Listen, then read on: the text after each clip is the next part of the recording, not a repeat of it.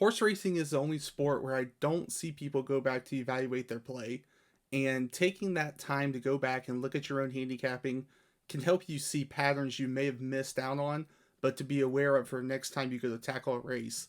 And there's plenty of pros we can find when we do this. We can evaluate our race selection. Maybe we should have passed the race, or maybe it's a race we should have jumped into.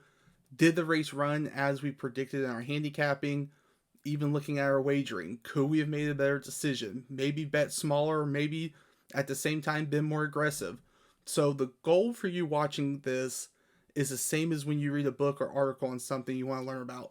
Find those one or two things that can help you in your own game. And the Keeneland Meet is perfect for a video series like this because everyone plays it and a lot will be able to remember how they handicapped and how they wagered on these races. So what we're going to do is go back, look at the ABC charts I tweeted out, and how I ended up playing these races. So a few things. First off, the wagers I target at Keeneland are win bets primarily. Then it's going to be daily doubles, then pick threes. And the rule is that with the horizontal wagers, the first leg, I have to completely eliminate the favorite. And I try to limit my horizontal bets here because of takeout. And at the same time, that's also why I target win bets so much more here. 22% takeout on horizontals, 16% takeout on the win bets. I know many don't pay attention, but for a meet like this, that's massive when you're talking about the prices you can get in straight bets. So taking a look right now at the Friday card I tweeted out, you can see in the A columns, a lot of the times I'll have two horses. Very rarely is it going to be singled, and it's for a few reasons that you'll see throughout this series. What you want to do with a meet like this, and really anywhere as far as I'm concerned, is look for those runners that are giving you the overlay odds to perform today. And I'm more than happy betting, an A horse and a B horse to win, mixing and matching, sort of finding where the money's going, and then do we look to really upgrade those horses because they are legitimate, or do we downgrade them because they're taking so much money? The first race is a classic lone speed play in the maiden race, and what I want you to see is how dominant the pace line is for the winner in here. Now, when you look at the pace, and you'll see on the right side, the 11 is the only horse in this race that wants to race forward. When we look at the pace line, I want you to look at the second line in here for the 11. That first call, 47 and 2/5 seconds. Now, even though he was second in here, that's going to be the early benchmark for all these runners. But more importantly, the second call, 112 and 4/5 seconds. That is the mark that we need to evaluate the rest of these runners in here off of. Who can run a competitive or near winning race against a 112 and 4/5 seconds? And going through here, you're going to see very quickly we can eliminate a lot of these runners off of just form and not being able to run to that 112 and 4/5 seconds. The first thing I want you to look at over here to the right, comes in 3 races off form, hasn't done much, and you see the last 2 events he's ran in, 112 to the second call, finishes 4th, 112 and 3/5, not even close. Easy toss in here, and even more importantly, this was our 5-2 favorite in here, so definitely a race that we want to look to attack. The 2, same thing, look at the form over here, not coming in with any good races, 3 back, did finish 3rd, but the whole time, lost beaten lengths in here, a pace he definitely cannot run against. And we see again, even last time out, even though on the turf, going a mile and a half, 113 and 4/5, lost positioning in each of those calls, another toss. The 3 is a horse we had in here as a B, and the reason being is off the last race. Now, again, 112 to the second call. What I want you to look at is not so much the positioning, which, yes, positioning is the most important thing. What I don't like seeing are the beaten lengths. 4 lengths, 5.5 lengths, 7 lengths, 8.5 lengths off. The whole time he's losing ground against this pace, and that's a pace that we should see in here today. So a horse that, yes, could be competitive, has made moves before, but is a marginal contender to say the most about him in here. The 4, easy toss, no form, hasn't done much, not even close in either of the races. I'd want nothing to do with him. The 5 is the horse that I felt was the main threat in here to the 11 going gate to wire. Last time out, I know it's a mile race, 110 and a fifth, but he made a fantastic positional move in here, fifth up to first before fading. And you see the plus inside of the circle over there to the right for the form. And that's a good race within a bad race. He ran a good first half of this race before fading, and that's always going to be a danger in his next start, especially with this drop from maiden into the maiden claiming ranks. So I had him as the other A horse, and you're going to see he's the only other horse in here that can run to that pace in here that we project from the 11. The 6, we see 111 4/5 last time out. Again, losing beaten lengths down that stretch. It's a pace that's much too quick for him. 2 races back, not a blistering pace, but a 7 furlong sprint, and just sort of picked up the pieces in here late. Well off from what the 11 can set in here today. The 7, when you look through here, made the drop last time out, finished third. That's an all right race, but you see again when you look over here, 112, not even close. You look 4 back at Saratoga, 112 and 4/5, finishes second, off by 4 and 4 3/4 lengths. So what I want you to see in here is, again, these horses are facing this pace that we're projecting, and they're not even coming close to being able to finish to what the 11 can set. The 8 cut back into a sprint last time, ran a good race. Now we see 2 back on the turf, set fractions. There's absolutely no pace in here, and then fades. Outside of that last race, and that was against maiden claiming as well, hasn't done a whole lot of running in here to make you want to back him with your money. 14-1, another horse that the public had nothing to do with, I want nothing to do with, because of the ability to not set up with that 112 and 4/5 seconds. The 9 coming off a massive layoff, stretching out for the first time, but in that first race showed us nothing. So it is tough to look at him in here to be a big threat. And he also went off as a 5-2 co-favorite. What's this horse proven to you to want to bet him at 5-2? He's proven nothing to me, especially the way that we're going to handicap these races.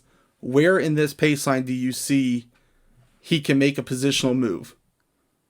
I don't see it. He was another toss in here. I had him as a seahorse, and even that may have been a pretty big stretch, because in all reality, there wasn't a whole lot to like in here about him. The 10, again, take a look to the right, comes in no form, never anywhere at the first call to be found. 0 for 10 lifetime. That's as far as I even needed to go in here with this horse. He's a toss. The 11 we've touched on. The 12, take a look last time out, even though these are turf and the races are run differently, 113 and 4/5, losing positioning from the call to call. 2 back, 112 and 2/5, holds positioning but never gets anywhere. 3 back, 111 and 4/5, loses positioning first to second call. This is a horse that the pace that we're going to see in here today of the 11, that 47 and 2/5 to 112 and 4/5, he's not going to be able to keep up with that in here. And honestly, the finishes in here, outside of this race that was an off track, if you draw a line through it, he's nowhere to be found in here. And honestly, I would say you definitely want to draw a line through it, because that 87 speed figure is a pretty big anomaly from the rest of the pace figures that he has ran in here. When we pull up now the tote board of where these horses went off at, you see the 1 and the 9 are accounting for 58% of the pool. The 1 we've for sure tossed. The 9 we could see as a horse that could improve, but at 5-2, that's a big ask for a runner that in one race has shown absolutely nothing. And there's honestly only 2 horses in here that can keep up with the pace that's projected, and they're both 7-1. And that's a prime example of a 2-horse win bet. Now, in hindsight, I could see the argument being made that maybe I should have just singled up on this 11, but when you're getting such overlay odds like this on the only 2 runners that have a shot in here, the way you handicap, I don't see the argument to not just bet both of them to win, because we're in a positive expectancy situation in here.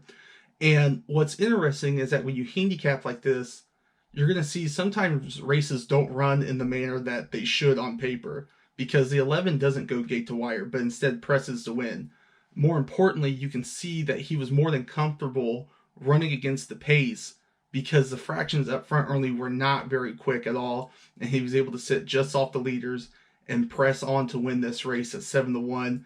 And races like this are ones that are very easy to see on paper, and I don't quite get how this horse went off at 7-1, considering he was in form. He's the only front runner in this race and set fractions before that not many other horses in here could even think about running to win a race like this.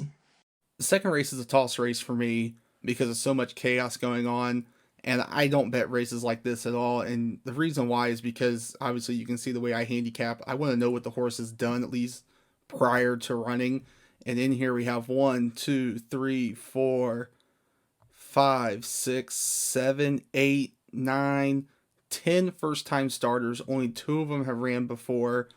And both those races, we didn't see a whole lot. Both of them actually come in with no form in here. So the way I look at this is you can go wide with the A's because we tossed the co-favorites essentially in the first race, even though the 9 was a C horse. But I don't have a whole lot of gauge on these races, and I think the more days of racing we get into in here, you'll see that these are races that, I try to handicap the best I can off of the limited pedigree knowledge that I do have, but it is so minimal that I don't want to put much of my money into these races unless I know it's a spot that there's only 1 or 2 first-time starters that we can look to add, or we can totally eliminate. The 1 ended up winning this race at 3-1, so I can't be too upset with passing on a horse that won as the favorite. The reason I tossed was because we're going 6 furlongs. The rail draw is usually hard for runners like this first time out, but if you had it, congrats to you. I don't handicap in that way. This is a race that I want nothing to do with. Going over to the third race, race shapes matter even in short fields, and this is one that we could have capitalized on. Now, the battle early is going to be between the 1 and the 8. And I want to start the 8 because the 8 is more of a presser, but with some of the scratches will elevate to more of an early runner. So when we go through here, we can look at 3 back, 22 4/5 seconds to the first call, 45 4/5 to the second call, took it gate to wire, even got challenged out of the turn into the stretch before holding on to win. What I want you to do, though, is look to see that the 1 is not as fast. And the win last time out came going 2 turns at Fairgrounds. And when we look right here, it was against a very slow pace. And that's pretty evident when you see 48 3/5, 113 2/5. Look over here, though, at the E1 and E2 pace of that race. 79 and an 81. When we go down here to the 8, we can see 91 and 94, E1, E2. The 1 is going to be taken out by this 8 horse. So what I did in here was use the 8's sprint line in here of the win 3 back and use that to see who can run to these fractions. Now, the 2's a pretty quick toss when we look at it. We can see last time out, facing a 45 3/5 second call, nowhere to be found late. We see the win all the way down here at the bottom was against 45 3/5. That's a maiden race. Since then, hasn't done a whole lot of competitive running. The only other competitive line in here, we see 46 1/5 second. Good enough for third. Pretty easy toss in here. Now, the 4 is the horse that I had in here as the A horse.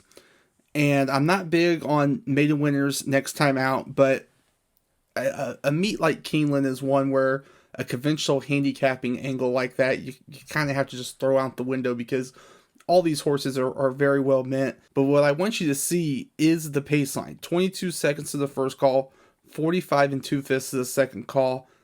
Holds positioning, loses half a length, but then draws off to win that maiden race. The key, though, is that the 4 faced the fastest pace and ran the highest speed figure out of anyone in here. What this race ended up doing, though, was set up a key daily double in pick 3 for me on opening day. And what I'm looking for in horizontal wagering is being able to eliminate the favorite in the first leg. And we were able to do that because the one was an even money shot favorite that I don't understand why or how again. All I know is that the way I'm looking at this race is that the one's going to be taken out by the speed of the 8. And when we go through here looking at the daily double and the pick 3, you'll see that in the 4th race we were able to eliminate the top 4 betting choices. Then the 5th race, which was an open race with a legit favorite, we were able to spread some more in there and catch the favorite to win, which we did feel was a serious threat to win. But first off, let's get to the 4th race, because this 4th race was a classic pace makes a race sort of situation. And what I want to first draw you to is look at where the horses need to be to win their running race. The 1 needs to be in front to win. The 3 needs to be in front to win. The 4 needs to be in front to win. The 5 needs to be in front to win. The 8 needs to be in front to win. And the 9 needs to be in front to win. So we have 1, 2, 3, 4, 5, 6 horses that need to get to the front to win. To me, that means we need to be looking at the off-the-pace runners, and there's only 2 of them in here, and the 6 and 7 are those runners. What we need to look for first is if they can pass horses. That's the most key ingredient to backing a presser. Can the 6 pass runners? And yes, he does. We can see 4th, 4th, 3rd, gets up to win last time out. Can the 7 pass runners? 3rd at the first call, draws along to win the race by a neck. Now we need to look at the beaten lengths as well. Can the 6 cut in the beaten lengths? Well, yeah, we see that last time out. Length and a half off to neck before winning by 2.5 lengths.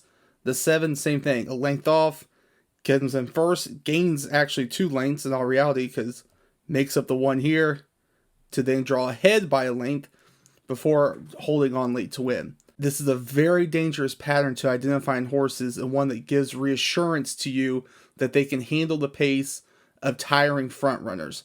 Now, as far as betting, this was a race that I did have win bets on, and it's because the 6 was 9-1 and the 7 was 12-1. Bet them both to win the race, and we see it how it unfolds. It's a massive early scramble. The first call was in 21 3/5 seconds. Fell apart from there, and the 7 just keeps on passing and cutting into the leaders. Pace 27.48. The double paid 44.63.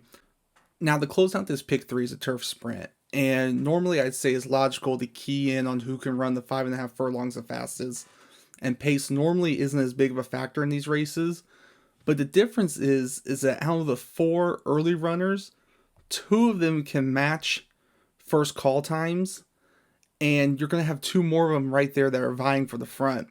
And I felt that the 11 was the best early speed in here. You can see the underlines already at the second race here. 21 1/5, 44 seconds flat to the second call. But let's look at that 21 1/5 second first call time with the other earlies in here. Starting with the 6. You see the 22 seconds flat in the last 2 races at the first call in there. The 9 is the horse that I'm saying can match the first call time. If you see 2 back, 21 2/5 to the first call and challenged by a head there. So he for sure, or she, excuse me, is for sure one that wants to get to the front.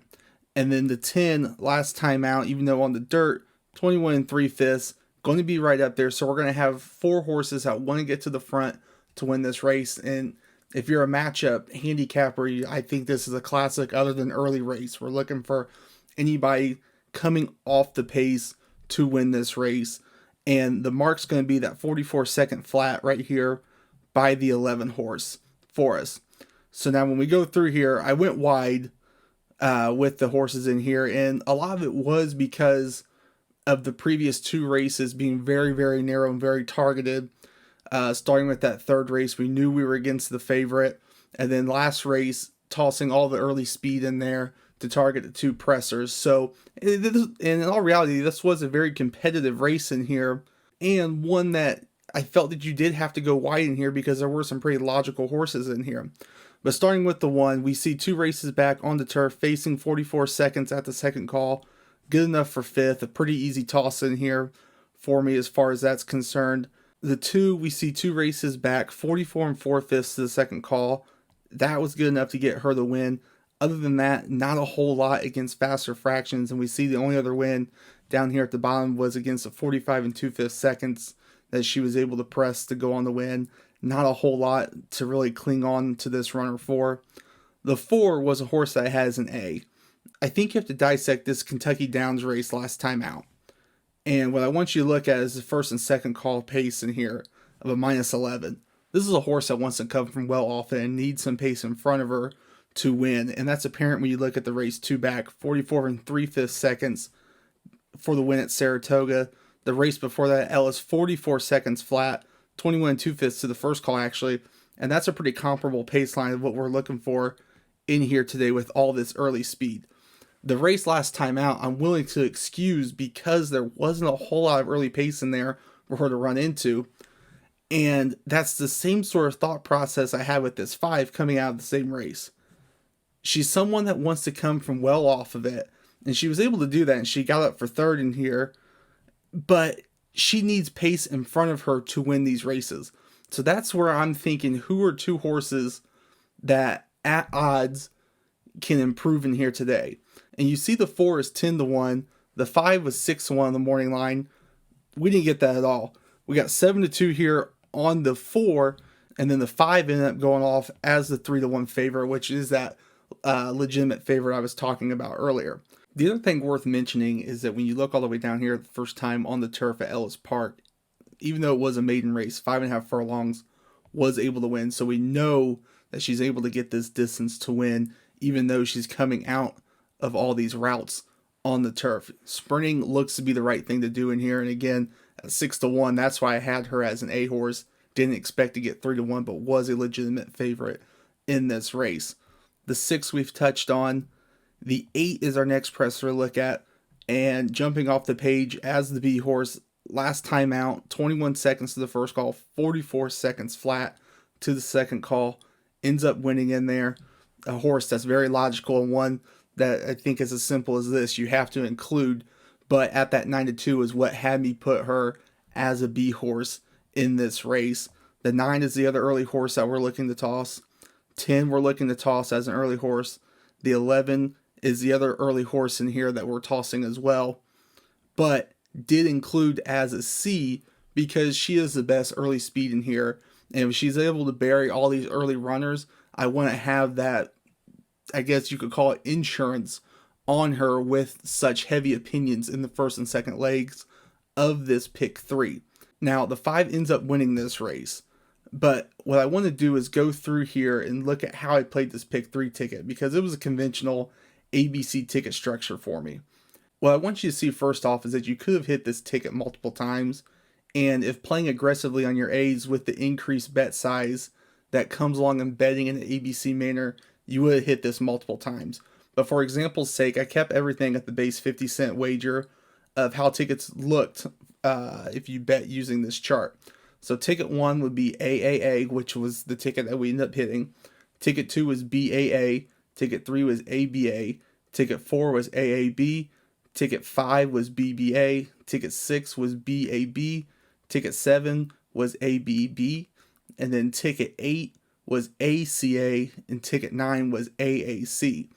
So using those tickets, the cost of a base 50-cent wager for each ticket would have been $10.50. If you went caveman route using all, it would have been $16.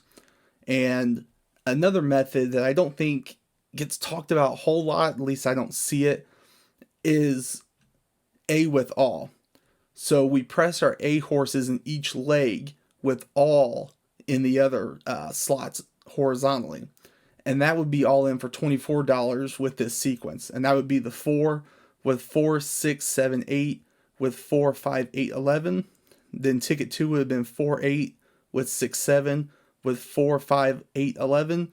And then the third ticket would have been 4, 8 with 4, 6, 7, 8 with 4, 5. Each of those tickets would have cost exactly $8. The 6th race is another chaos race in here. 8 first-time starters.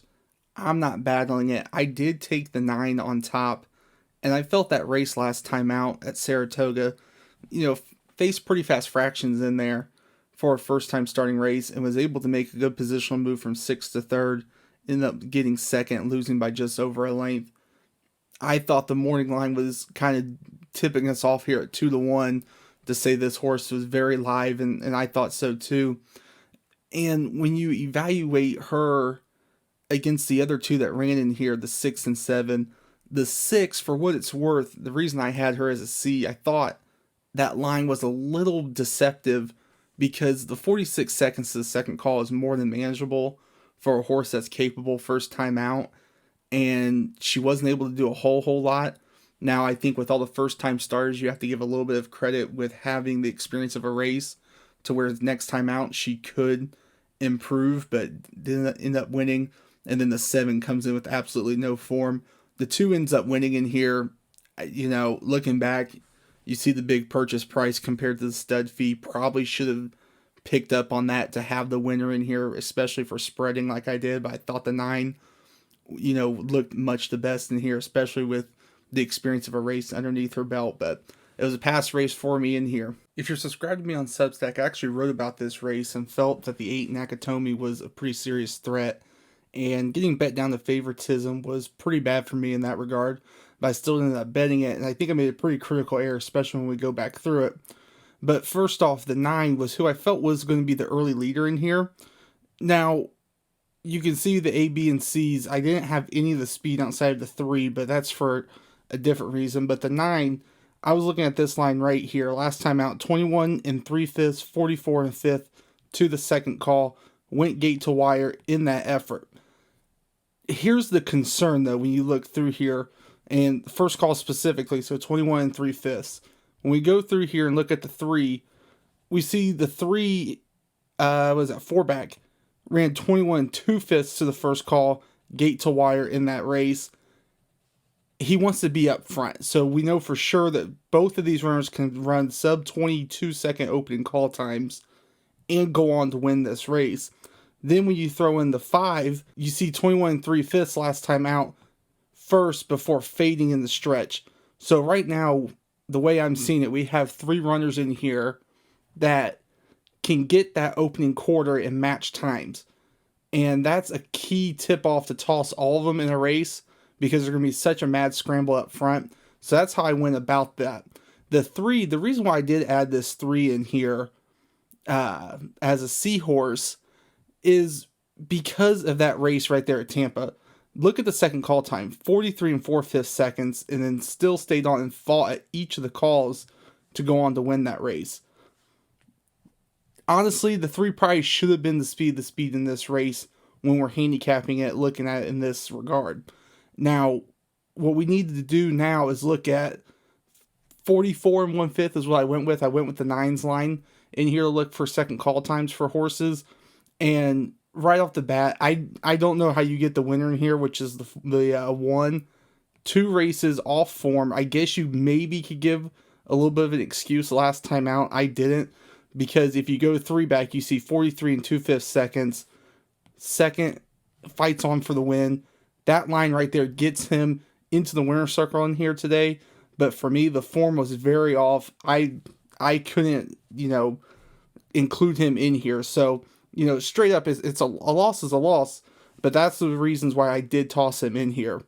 The 2, not a whole lot of form, same thing. Coming in on 2 bad races, someone I don't want to deal with at all. The 4, this was the other A horse I had. And look at that last race. 21 and 2/5 seconds, 44 and 3/5. Made a positional move first to second call. Didn't get up to win. But when you look 2 races back, 22 seconds flat to the opening call, a little bit slower. But 44 and 3/5 at the second call. Holds position, cuts into the beaten lanes, makes a positional call into the stretch, and then goes on to win the race. That was the line that I felt put him into the winner's circle in this race. And I did bet him and Nakatomi together in this race and ended up being a loser. The 6 is stepping up, and it's a big step up from just Stakes Company higher up. But we see last time out 44 and 3/5 seconds at the second call. Good enough for 3rd in there. These prices in here are much, much better today. 30-1, there was no way I wanted much to do with him at all. The 7 was the key toss to me in here, because how do you evaluate a horse like this? I had him more as a presser in here, even though he can go gate to wire. And I think the issue with him wanting to go to the front potentially, if he wanted to in this race, it would take him completely out of his running style. And he was 3-1 and was the horse that I felt could give us some sort of positive expectancy in betting this race. I wanted nothing to do with him. He comes in off of just ungraded stakes races with wins. And I think a lot of people, felt that could translate over into a grade 2. I was one. I didn't like the races he was coming in on. Of course, the pace lines are very comparable, but we see right here, 44 4/5 wasn't able to win the race. 44 4/5 he was. He's very up and down. The triple digit speed figures are going to attract everybody like they did. It was just someone I didn't want to deal with in here because of that early pressure, and he wants to sit forward. You look at the first call positions, third, first, third, second. We know 3 of them already in here want to get to the front. Something has to give, and I thought this is where it was going to give, because when you look at the 8 here, Nakatomi, the race last time out, sure, it's a win. It's on a sloppy sealed track, so you're not going to get a flashy second call time in here, 45 1/5 seconds. What I was liking was that there was so much early pressure in here, and I wanted to go after the best presser, and I felt Nakatomi was. Now, the issue going back through here and seeing where I handicapped this completely wrong, there's not one race in here that he wins against a sub 45 seconds second call. The wins in here are 45 1/5, 45 1/5, 45 4/5. Last time out, 45 1/5. It's terrible handicapping on my end because I should have seen that. And especially with him being a 5-2 favorite, that's a horse that we should have tossed in here, but I had him as an A because I was so focused on what I thought the pace scenario was going to be in this race. Going down to the 10, pretty easy toss in here. Two bad races last time out, clearly off form. And then when you go down here to the 11, sort of the same thing, an up and down pattern, but hasn't been winning. Okay, I want nothing to do with that. He's switching back over from the turf to the dirt, well off of it. You see 44 seconds flat last time out and doesn't get up to win. You can see here at Woodbine, 44 3/5 seconds. That was good enough for second. He's not winning against any of these paces. He's not informed to do so, so he was another toss in here. I do want to add one last thing, though, about the winner in here, the 1. Look at the graded stakes performances he's put on. All the way down here, starting at the grade 1 Malibu, 3rd. Mineshaft, grade 3, 4th. Commonwealth, grade 3, 2nd by a neck. Another grade 1, nowhere to be found. Go up here, grade 1, nowhere to be found. Grade 2, nowhere to be found. That's a horse I'm going to toss every time, and that's a shot I have to take against him. It's going to happen at times, and it happened here, unfortunately. That's a horse I'm going to toss every time, and that's a shot I have to take against him. It's going to happen at times, and it happened here, unfortunately. The common theme you'll keep hearing me say is that I'm looking for horses that can pass, and especially in these 2-year-old races. And even more reason for this one specifically is because we have a lot of early speed, and horses that can rate are going to be upgraded for me. Now, as far as the pace situation, I had the 7 in here as our early speed. 45 4/5 seconds to the first call, 110 to the second call. But what I want you to be aware of is that she was in first at the first and second call before being caught late to finish second. So when we go through here and evaluate the rest of these early runners, we need to understand the 7 is our early speed, but did not win against that pace, which is even more important to remember when going through looking at the rest of the pressers. Now, one last thing, this 91 E1 rating right here for number 7, we need to have that in mind because we have multiple sprinters also stretching out, and that gives us an equalizing number of how fast the horse is to the first call. So now when we go through here, we see the 1, we see last time out, 46 seconds to the first call, 1/5 of a second off. She was second by half a length. More importantly, though, the E1 figure of a 95, she's not as quick as the 7 in here and isn't going to get to the front like she needs to be to win this race. The 5, we see last time out sprint, but when we look at the E1 of a 96, she was in 3rd, did not win, going to be too quick for her to take this field gate to wire in here. The 6, 48 3/5 seconds, a 77 E1 rating, that was first for her. And she did go gate to wire, but much too slow, so she is a toss in here. And then lastly, the 11, also stretching out. We see the 92 E1 rating. She was ahead, by a head, It's going to be too slow in here. So the way I looked at this race was I'm going to use the 7's race of this 45 and 4/5 seconds, 1:10 second call is going to be the second call time that I want to evaluate the rest of these pressers on. And again, we're looking for horses that can pass other horses. That's going to be key in here, especially with the sprinters stretching out. The 2's interesting in here because when you look at the first and second call race shape, you see it was quick early, but then bled off all the way in here and had a -5 for the second call. So that 1:10 4/5 is pretty slow for up there in Woodbine. And I felt, yes, this horse can pass. We see 4th to 2nd to 1st and draws away. A threat, yes, but you also have to remember that pace is not as swift as what we should be able to see in here. I had her as a B horse for that reason. The 3, no lifetime wins. I'm not too sure why we're taking a shot in here because even the 1:12 and 3/5 only good enough for second. It's going to be much too fast in here for her today, so she was a toss. The 4 was the other A horse I had in here. And the reason why is when you look at the last race, look over here at the first and second call, +12, +12, 9th to 8th to 2nd to 1st. The stretch out should be right in her wheelhouse in here today. Bit of a flyer at 6-1, and that's really what I'm looking for in here. So we have a horse that faced pretty swift fractions in here. She was able to make up all this ground. More ground today should be right up her alley. An easy A horse for me in a race that looks pretty open, and this race is loaded with early speed for her to run into today. We've talked about the 5, 6, 7, down here to the 8. We see last time out 1:12 and 3/5 seconds. She was in second, gets up to first. The reason why she was tossed is because we have 1, 2, 3, 4, 5 other horses that want to be in front at the first call. She was in second at the first call last time. She's not going to be in second at the first call today. She's an easy toss in here because positionally she's not going to be where she wants to be to win this race. Same sort of thing in here for the 9. We see the 9 has no career wins, but we see the slow second call times, even though they are in New York and we all know how they're ran. But her best finishes, she's in second. She's in 5th. We already know there's going to be 5 or more horses that want to get to the front. She's not going to be where she wants to be positionally to run a good race. So for that reason, I had to toss her as well. Now, the 10 is a little bit of a different situation in here, and you're going to see at the end why that is. I understand 1:14 and 1/5 seconds at the second call. Held position, first to second call in that race, ended up winning. Was it a fast race? No, it was pretty slow. Did she pass horses? Yes. What I want you to draw your eye to, though, is this 89 speed figure. And the reason why is because when we go through here, no one else has even ran within 5 points of that 89 in a winning race.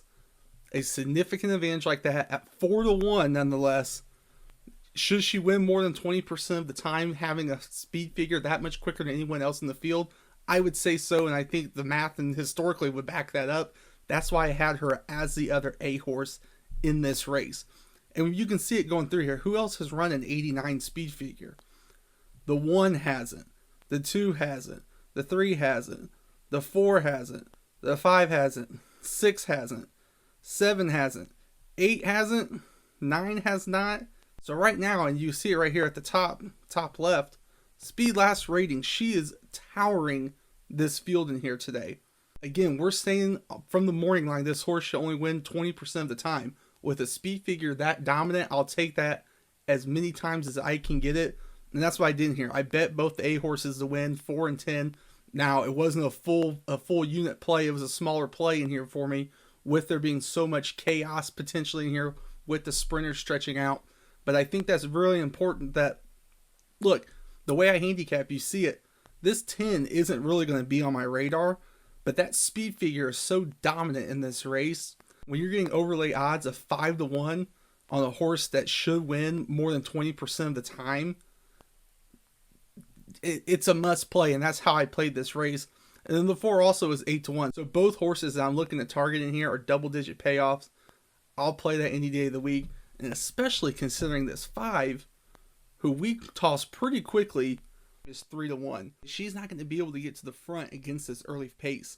So right now we're eliminating 25% of the pool of this wager to begin with, and that puts us in that positive expectancy where even if this race doesn't come up with the 10 or the 4 on top, I'm more than happy because I know that 5 cannot win in this race.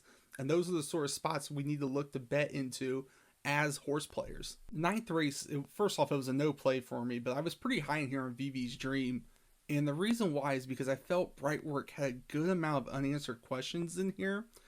Now, the first issue is the post draw. 7th hole, going 2 turns at Keeneland, never a good thing for anybody.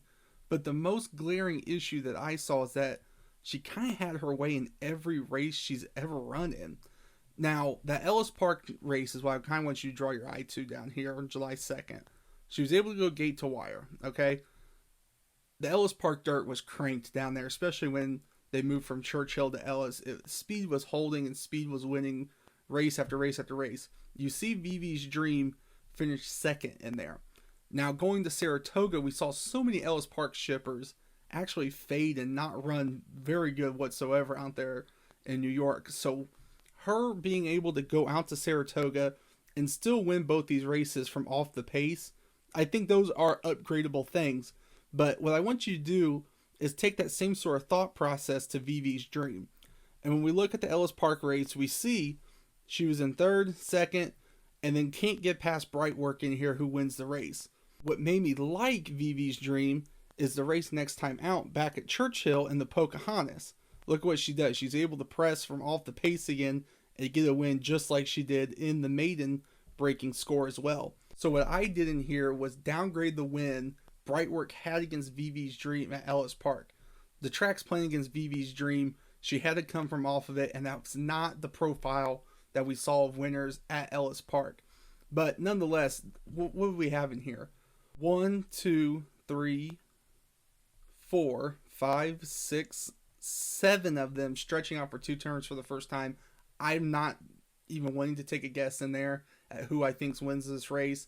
And then even then, who I did feel was the best horse in here, the 5, going off at 6-5, way too short for me in here. So it was a pass race for me.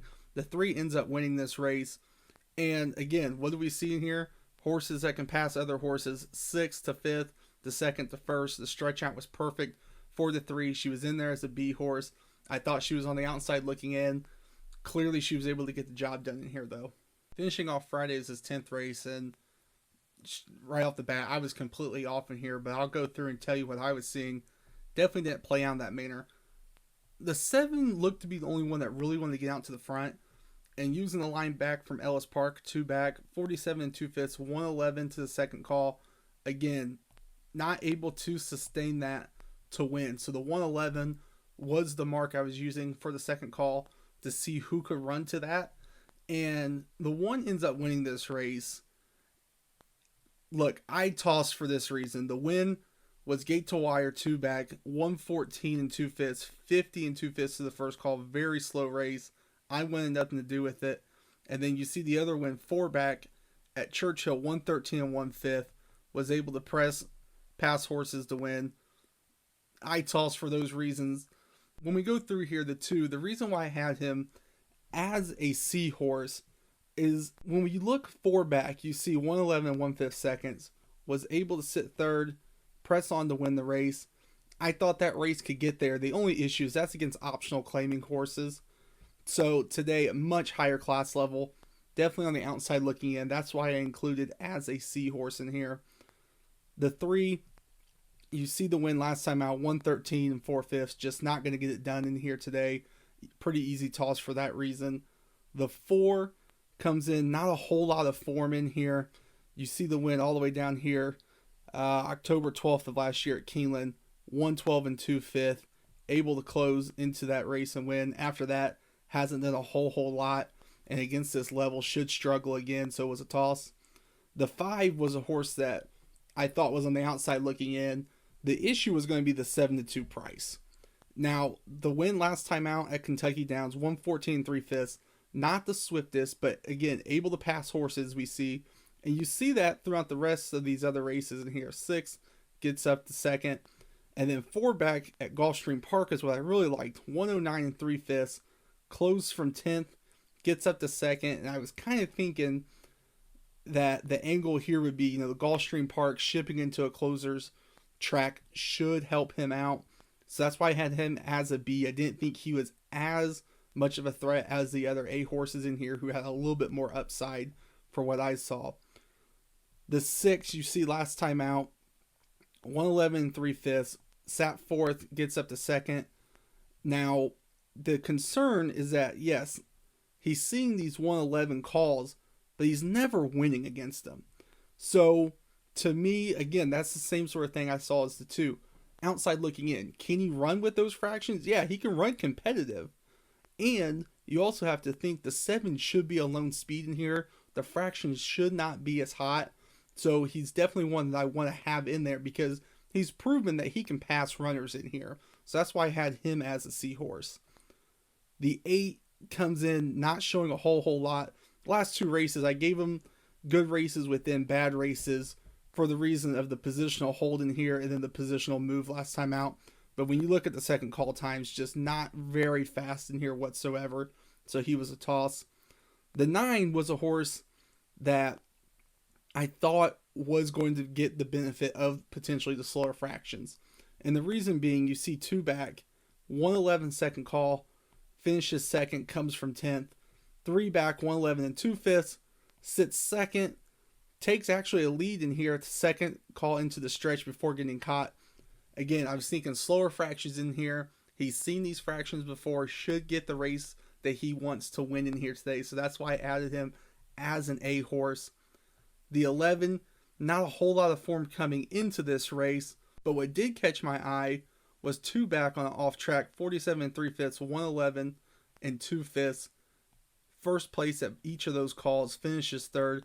So he could inject a little bit of pace in there early for us, but I wasn't really banking on that. But nonetheless, not a win contention threat in here. And then the 13 was honestly a pretty bad call on my end. And you see the race last time out, 112 and 1/5 seconds, sat 2nd, presses up to win. That was a lifetime top speed figure for him in here as well. Look, this horse should regress. I don't quite know what my thought process is in here, especially when you see the other second call times in here, 112, 112, 113 3/5. Can he run competitive? Sure. But when you look at the first call positioning in those competitive races, he's always up in 2nd. Was he going to be in 2nd in this race today? Probably not, because we know that the 7 for sure is going to go out and grab the lead. And you also seen here the 11 can run to the front if need be. So right there's already 2 horses. He's going to be in 3rd at best. Bad call on my end. Either way, I would have never came to this winner. The 1 ends up winning the race, as we said. If you had him, good for you. I would have never got to him, especially with how I was seeing this race playing out.